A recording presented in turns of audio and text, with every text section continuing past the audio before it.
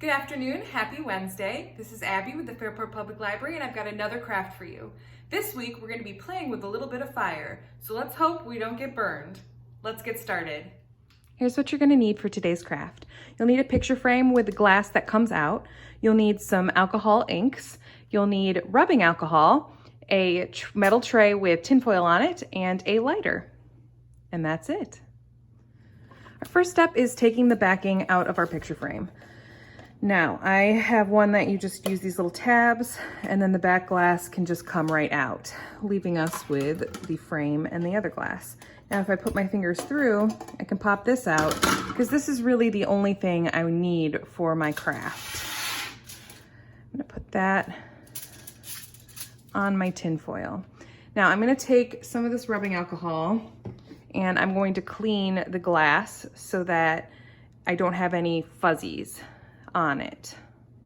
You just want it to be as clear as possible for when you're putting the inks on. So I'm just gonna put a little bit of this on there and wipe it down.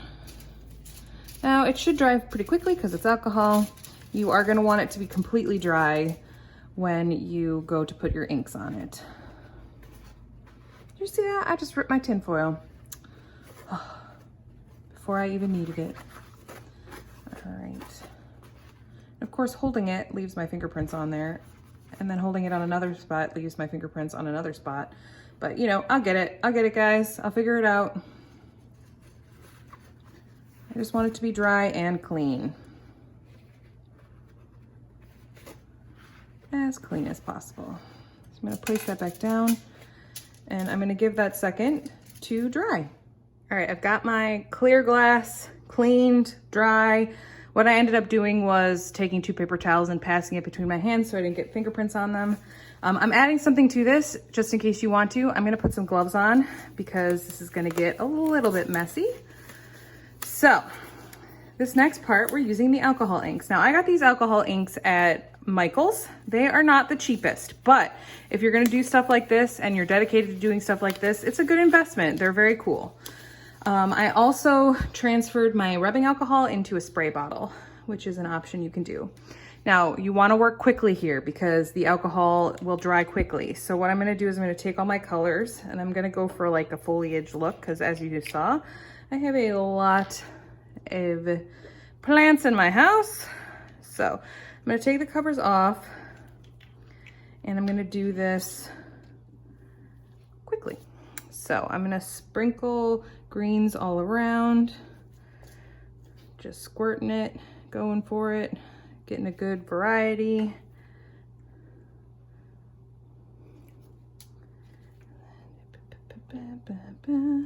All right, so now I'm gonna take my alcohol and I'm gonna spray it on there. So then I'm gonna take my gloves and I'm gonna kind of move it around.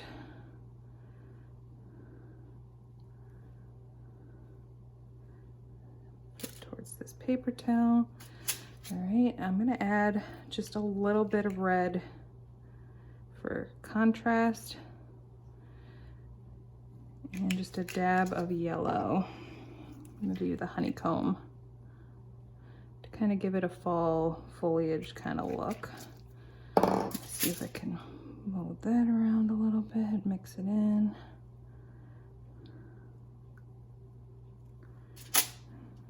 Little swirlies with my fingers so that it's not so organic.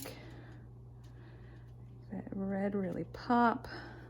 All right, and then I'm gonna take my lighter. I'm gonna light it. You can see it's starting to burn off.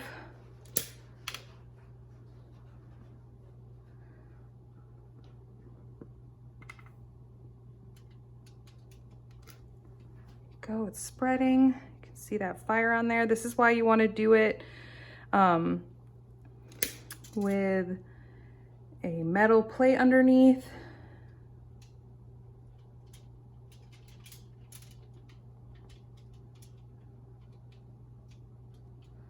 So it's traveling around and getting everything where it is. And I think that's everything. All right.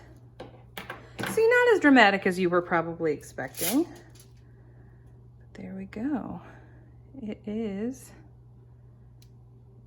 burnt off. So now I'm gonna take this, I'm gonna go put it on a paper towel. So here's our finished product. It dries pretty instantly after the alcohol burns off, but you can always just dab, dab, dab places if you think that they are still wet. But as you can see, like, I can dab the crap out of this and I don't get anything. So, all right, now we're gonna put it into our frame.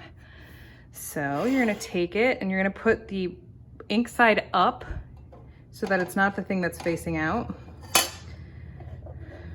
And then you'll take your back. And you'll put that in.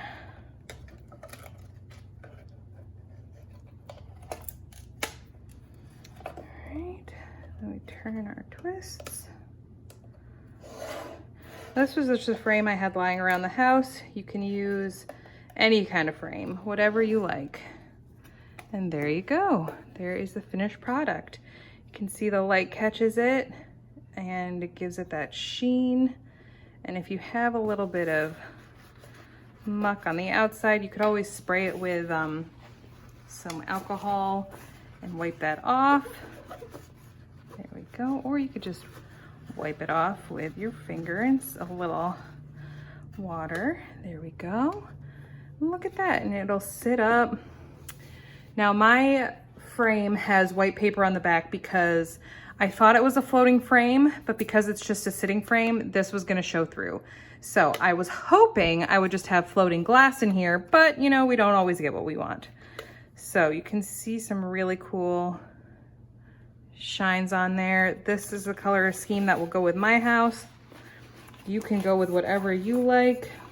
Like I said, you will see a little bit of stuff on the glass, just clean it off. You could use some Windex and it'll really make it shine. And there you go, you did it. Now you can use this technique for a few different things. If you don't want to do an art piece, you could use it on ceramic tiles and make a trivet.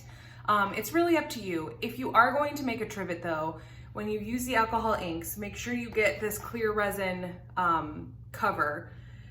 It's durable, it makes sure that when you put pots on it, it won't hurt it, and it's shiny so it doesn't take away the effects of the beautiful alcohol ink. You can also use this on coasters, whatever you do. If you're using it for something that is gonna get a lot of work, just make sure you get this clear resin. You can get it at any craft store. I got mine at Michael's. So I hope you enjoyed yourself. Please show me what you make. I love hearing about what you do. So let me know and I will see you at the library.